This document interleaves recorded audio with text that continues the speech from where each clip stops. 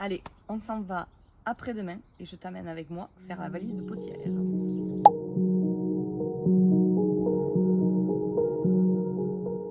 Bon, l'autre jour chez Action, on s'est acheté des petits tampons encreurs.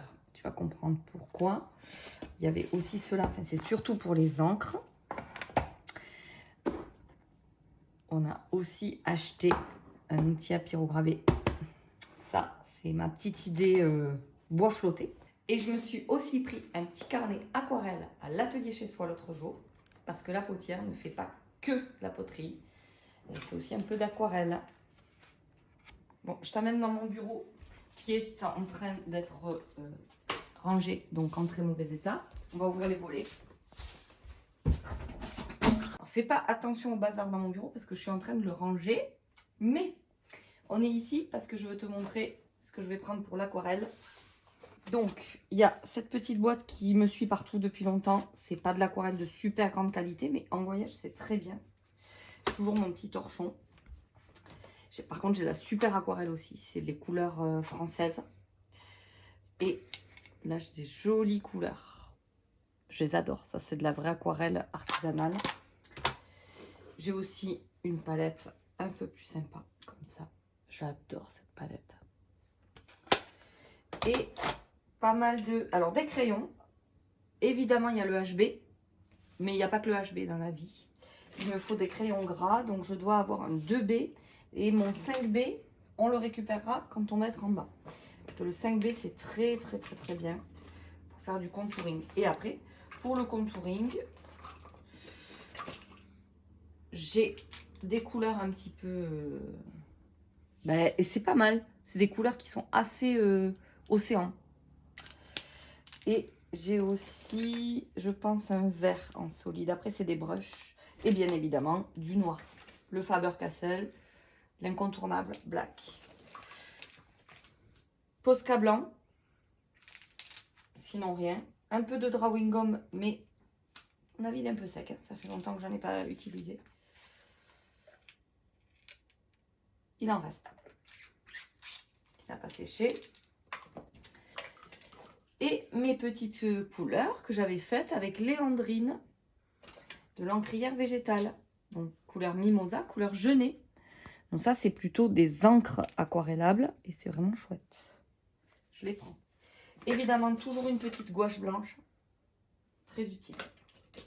Et le masking tape, ça c'est juste pour faire du contouring quand on veut faire des jolis petits cadres. Voilà. Bon, et cette année, je vais prendre une palette Mirette et Capucine.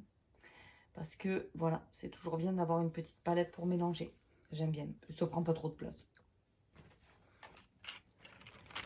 Et donc, je vais aussi prendre mes crayons aquarellables de l'atelier du crayon. Parce que mon idée serait d'aller directement visiter le lieu où on peut, où ils fabriquent ces crayons aquarellables. C'est dans les Landes, à l'Espéron. Je prends ma petite trousse, c'est Poupette qui me les a offerts il y a 2 ans. Et au lieu de prendre ma gamme de crayons aquarellables de chez Caran d'Ache qui prend beaucoup plus de place, tant pis, cette fois-ci, j'abandonne cela, je prends cette pochette. Et comme tu as pu voir, ça ne s'appointe pas avec un appoint crayon ou un aiguise crayon, enfin, vous dites comme vous voulez. Donc je vais prendre mon Opinel miniature qui est là, qui est normalement un porte-clés, mais j'ai perdu un morceau de porte-clés. Je vais en remettre un, c'est pas grave. Et avec ça, je peux appointer mes crayons. Allez, on continue, on va chercher des choses à l'atelier.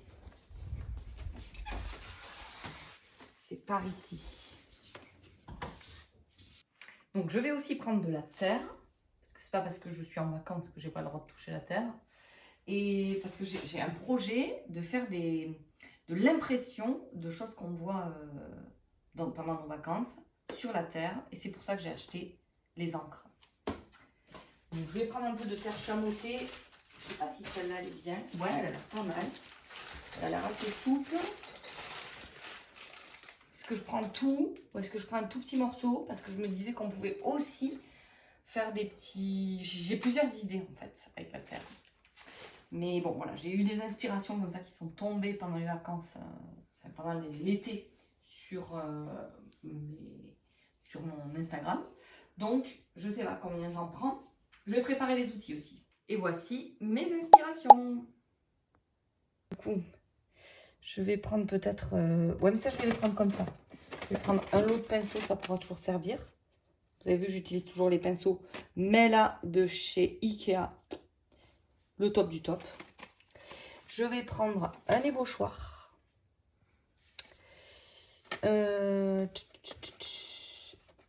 Qu'est-ce que je voulais? Peut-être un couteau.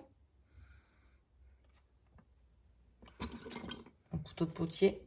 Je vais prendre un peu de barbotine, ça peut servir. Une éponge.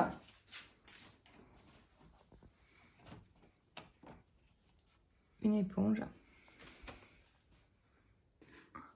Et on va prendre, je pense que ça va passer, que ça va être possible d'emmener ce volume-là dans les bagages. Surtout que moi, je ne prends pas beaucoup en valise. Donc, hop, c'est parti. On range le matos.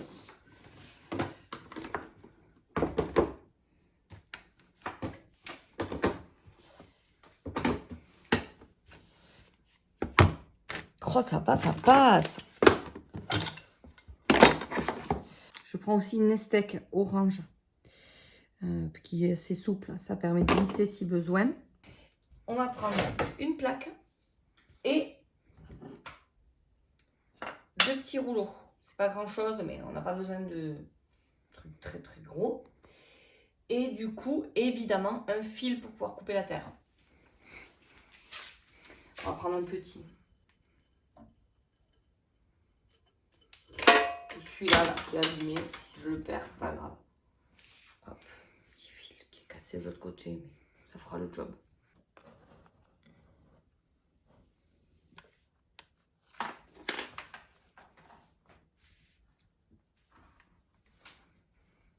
On va mettre dans du plastoc. Dessous, j'ai une idée. On réaménage. Réaménagement.